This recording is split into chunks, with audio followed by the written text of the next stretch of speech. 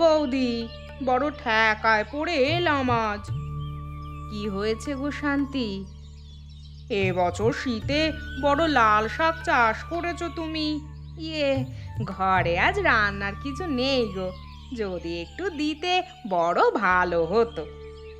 তা কষ্ট করে চাষ করেছি, এবছর বীজের দাম ছিল চড়া, আর বিক্রির সময় বাজারে দাম পাচ্ছি না। ঠিক আছে, তুমি যখন বলছো অল্প করে নিয়ে যাও, আমি তো কোনোদিন তোমাকে না বলিনি, তবে আমার দিকটাও একটু দেখো। তুমি তো একা মানুষ, চাষবাস করছো, বাজারে বিক্রি করছো, সুখে বেঁচে আসো, আমি আর কি দেখবো বলো?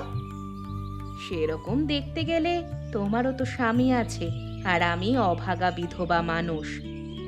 ঠিক আছে ঠিক আছে বৌদি, তুমি বলো না আমি তোমার কি উপকার করতে পারি। এবার তো তোমার চাল উঠেছে ভালো, আসলে শাকের দাম পাচ্ছি না বাজারে, তো তাই তুমি যদি আমাকে দুদিন খাবার মতো চাল দিতে। আচ্ছা, আজ দিতে হবে না, তবে তুমি দুদিন পর দিও, তাতেই হবে। এর এমন কি কথা, বিপদে মানুষই তো মানুষের পাশে থাকে, তাহলে চালের মতো সমান পরিমাণে আমাকে একটু বেশি করে দিও শাক। ওই যে ওইখানে ক্ষেত, তোমার যতটা ইচ্ছা নিয়ে যাও। এই সুযোগটাই তো খুঁজছিলাম, দেখাচ্ছি মজা।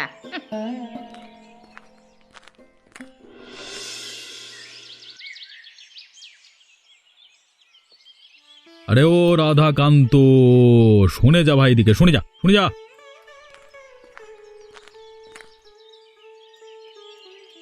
হ্যাঁ হ্যাঁ বাবু বলুন। এবছর শীতটা তো ভালোই পড়লো, ব্যবসাপাতির বাজার মন্দা যাচ্ছে, নতুন কিছু ভেবেছিস? বাবু, আমাকে আপনি ম্যানেজার করে রেখেছেন ঠিকই, কিন্তু আসলে বুঝতে পেরেছি গিরিশ, এই গ্রামের লোকে বদমাইশি করছে তাই তো? তোর বুদ্ধির জন্যই আমি তোকে ম্যানেজার করেছি, আমার তোর উপরে পুরো ভরসা আছে। নতুন কিছু উপায় থাকলে বল, ব্যবসা করে সারা জীবন খেয়েছি, নতুন নতুন ব্যবসা না করলে বাঁচবো কি করে?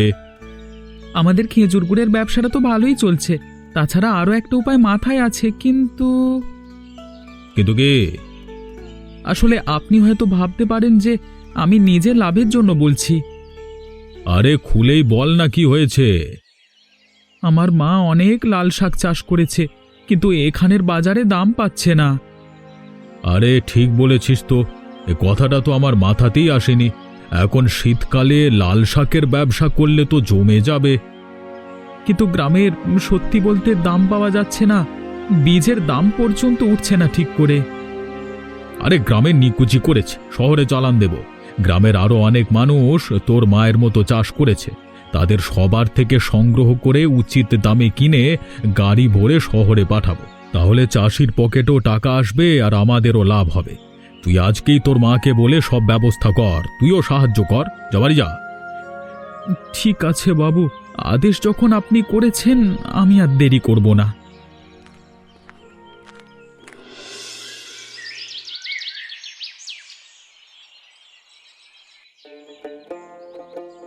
বাহ, বেশ বাঘা রান্না করেছো তো আজকে, এমন জিনিস কোথায় বাগালে?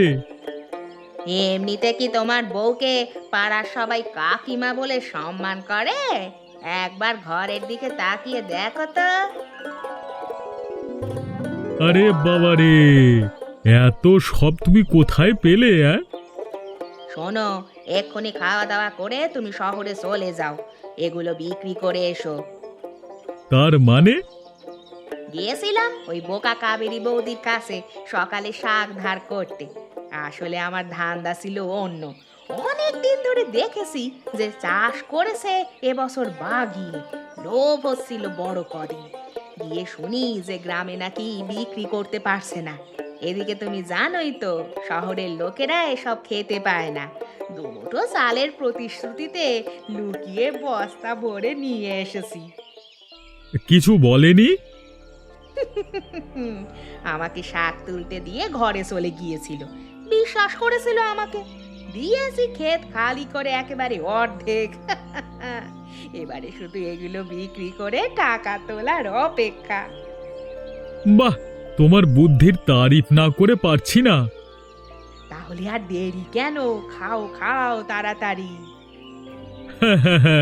এই খেয়েই পালাবো।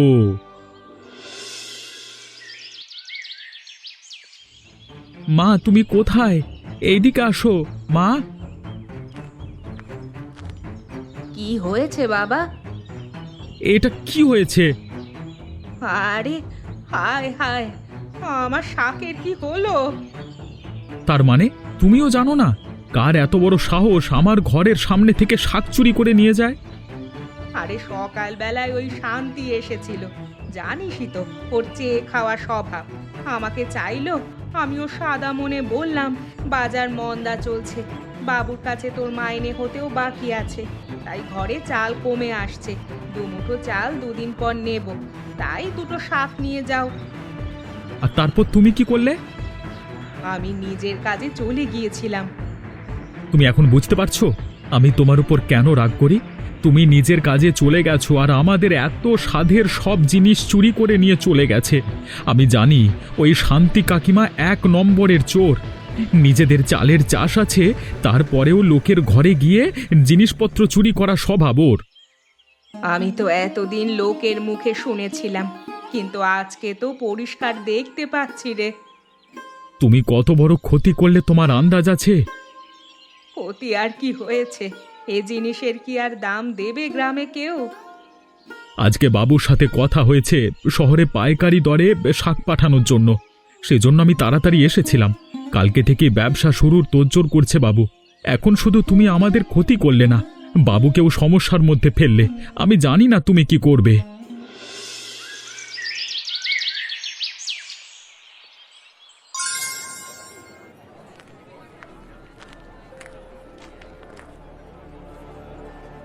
আরে ও কাকা, তুমি এখানে কি করছো?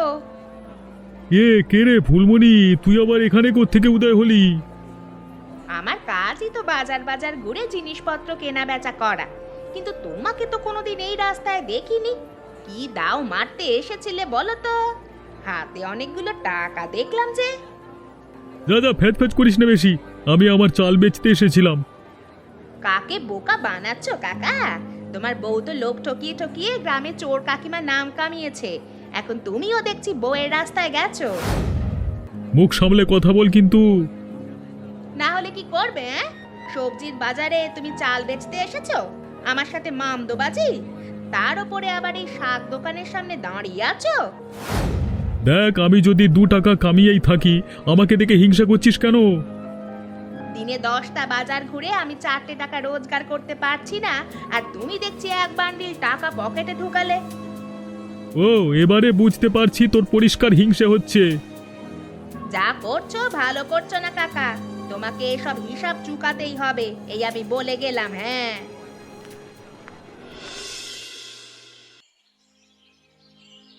এ কি বউ, তোরা এই ভর দুপুরে ঘরে তালা লাগিয়ে কোথায় যাচ্ছিস? এই গ্রামে কি আর মানুষ থাকতে পারে বৌদি? তাই আমরা গ্রাম ছেড়ে চলে যাচ্ছি। যে চুলোয় যাবি যা, কিন্তু আমার যা ক্ষতি তোরা করেছিস তার দাম দিয়ে যাবি। কি বলছো কি তুমি বৌদি? আমার বউ একটা মশা মারতে গেলে ভয় পায় আর তোমার ক্ষতি করবে? আহা, যেমন বউ তার তেমন মরদ। তোমার বউ কি ফুলের তৈরি নাকি? সারা গ্রামে চোর বলে তার বদনাম আছে। আমি ভরসা করেছিলাম, আমার সব ক্ষেত উজাড় করে এসেছে। এখন যে বলেছিলে চাল দিবে, সে চাল কোথায়? তোদের অত চাল ছিল, কোথায় গেল? আমাদের দেনার দায়ে সবকিছু শেষ হয়ে গেছে, তাই আমরা সব বিক্রি করে দিয়েছি। তোদের নামে আমি বাবুর কাছে নালিশ করব, তোরা আমার সাথে প্রতারণা করেছিস। তোমার বাবুর হাত যতদূর যায় তার থেকে অনেক দূরে আমরা যাচ্ছি গো। এখন আর তোমার বাবু আমাদের কিচ্ছু করতে পারবে না। হ্যাঁ, চলি।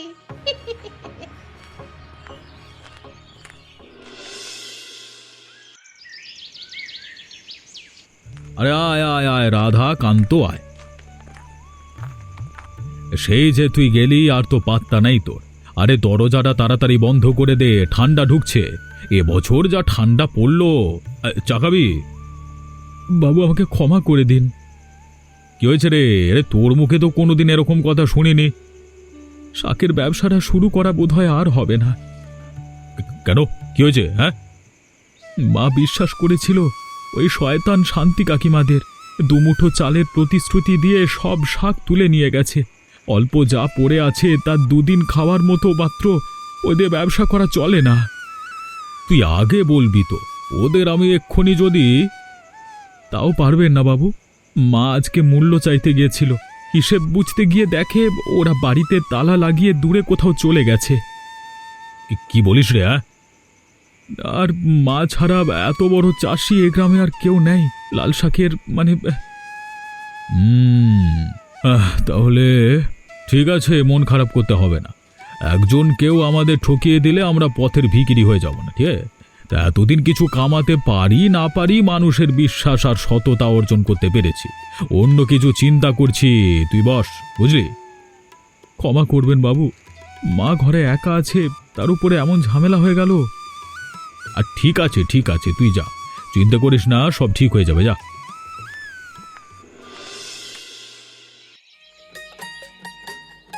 ঘর পছন্দ হয়েছে তোমার?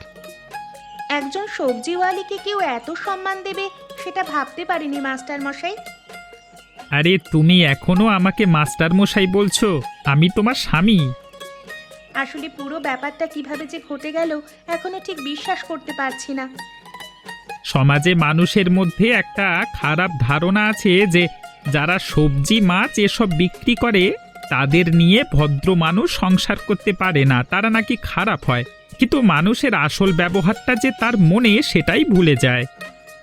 আসলে গ্রামে এত খারাপ মানুষ দেখেছি, তাই আমিও ঠিক বিশ্বাস করতে পারিনি যে তোমার মতো ভালো লোকও আছে।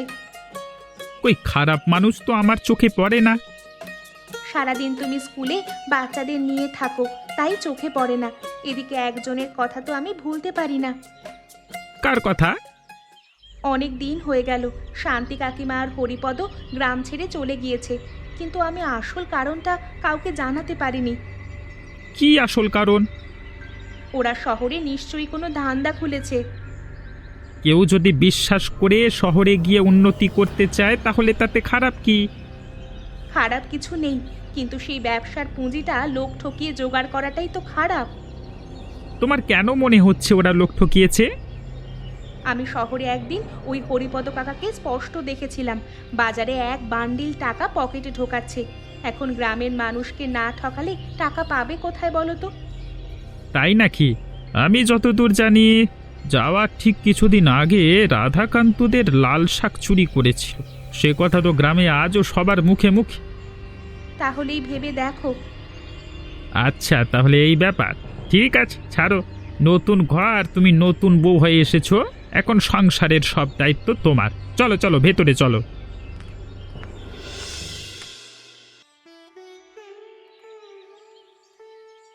আমার কি সৌভাগ্য আপনি স্কুলে এসেছেন।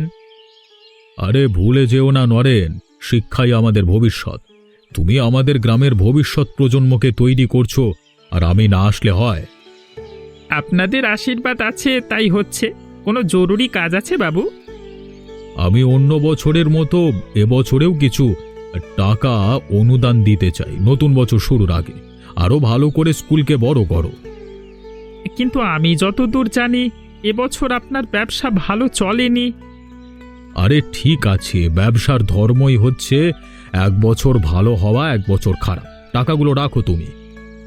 আপনার এত সমস্যার মধ্যেও আপনি যখন স্কুলের কথা ভেবেছেন, তখন আমি একটা কথা জানাতে চাই আপনাকে। কি কথা? কালকে আমার বউ ফুলমণি বলছিল যে শহরের বাজারে নাকি ও একবার হরিপদকে দেখেছিল, মানে ওরা বাড়ি ছেড়ে যাওয়ার ঠিক আগেই। হাতে নাকি অনেক টাকা ছিল। কি বলছো কি তুমি? মনে হচ্ছে যে আপনার ব্যবসা পরিকল্পনা করে খারাপ করেছে ওরা। আচ্ছা, তাহলে তো একটু খোঁজ নিয়ে দেখতে হচ্ছে।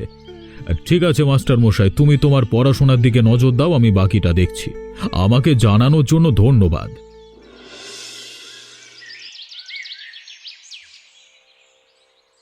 কি বউ ঠাকুরন, ছেলে বাড়ি নাই বলে মন খারাপ করলে চলবে?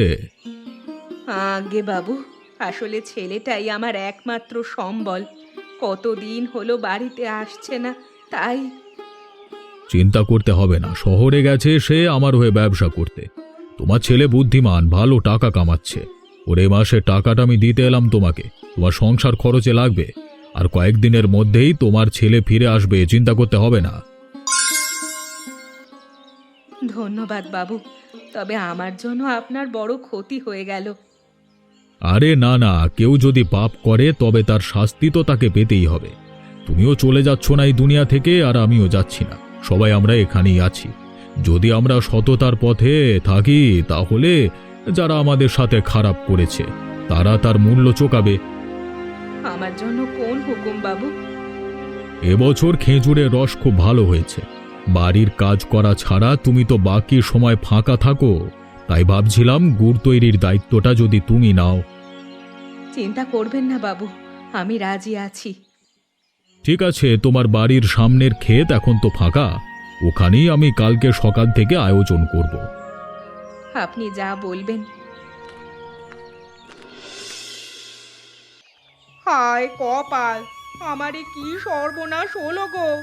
আমার স্বামীটাকে সবাই মিলে এরকম পিটিয়ে মেরে ফেললো। হায় হায় হায়, এত পাষাণ মানুষের দল!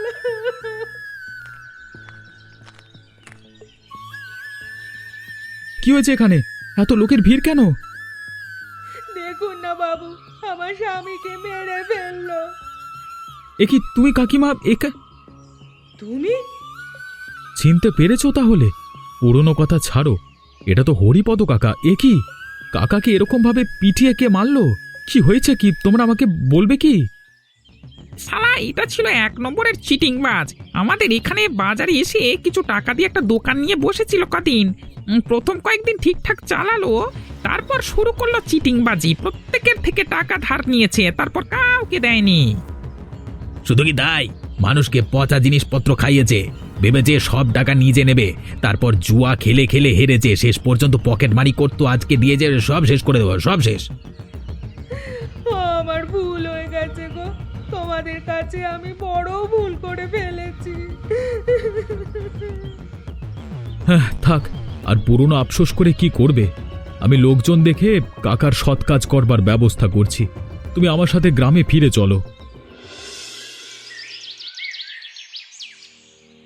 তুই একে কোথায় নিয়ে এলি রাধাকান্ত? এই আপদটাকে আবার তুই জুটিয়েছিস? বিদায় হয়েছিল, ভালো ছিল। আরে তোমরা কথা তো শোনো। হরিপদ কাকা চিটিংবাজি করতে গিয়ে লোকের হাতে পেটানি খেয়ে মরেছে কালকে। এই অবস্থায় আমি কাকিমাকে কোথায় রেখে আসতাম ওই শহরে, তাই নিয়ে এসেছি। ও ভুল করেছে, কিন্তু আমরা ক্ষমা না করলে আর কোথায় যাবে?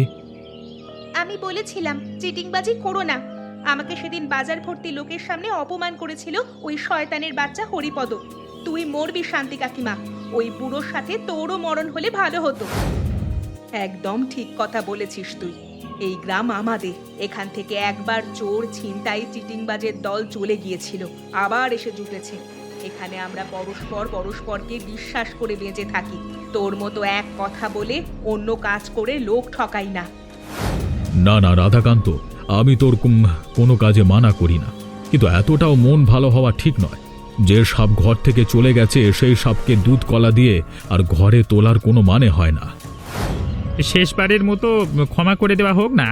বাবু, আমার কথাটা রাখুন, তোমরা সবাই আমার কথাটা রাখো। তুমি সবকিছু জেনেও এমন বলছো? ঠিক আছে, মাস্টার মশাই যখন রাধাকান্তর কথায় সায় দিয়েছে তখন তাই হবে। তবে এটাই কিন্তু শেষবার। এই তোমরা ভালো করে করো গো, বাবুর কাজ একদম ফাঁকি মারবে না তোমরা।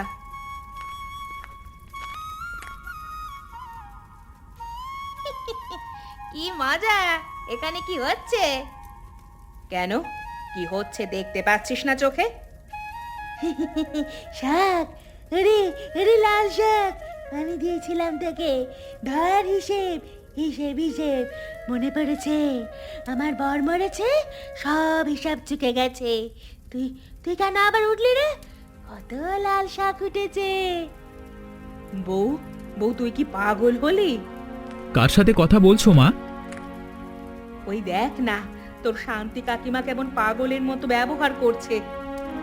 কি হয়েছে কাকিমা, তুমি আমাকে চিনতে পারছো না? গুড় ফুটছে কেন? মিষ্টি কেন? সব সবকিছু দিয়ে তো থাকার কথা ছিল। আমার জীবনে পাপের ফলে সবকিছু তেতো হয়ে গেছে। নির্ঘাত পাগল হয়ে গেছে। শহরের একটা ডাক্তার ডেকে দেখাতে হবে বাবুকে বলে। ওই গুড়ের আগুনের ভেতর লাল লাল শাক। আমার স্বামী ওরকম ভাবেই পুড়ে যাচ্ছিল, ওরকম লাল রক্ত বেরোচ্ছিল যখন সবাই ওকে পেটাচ্ছিল ধরে। ওই ওই আমায় ডাকছে। ওরে ওরে ধর রে ওকে, কে কোথায় আছিস? মরবে রে, মরবে আগুনে পড়লে। কাকিমা কাকিমা, যেও না যেও না। হায় রে, সব শেষ হয়ে গেল।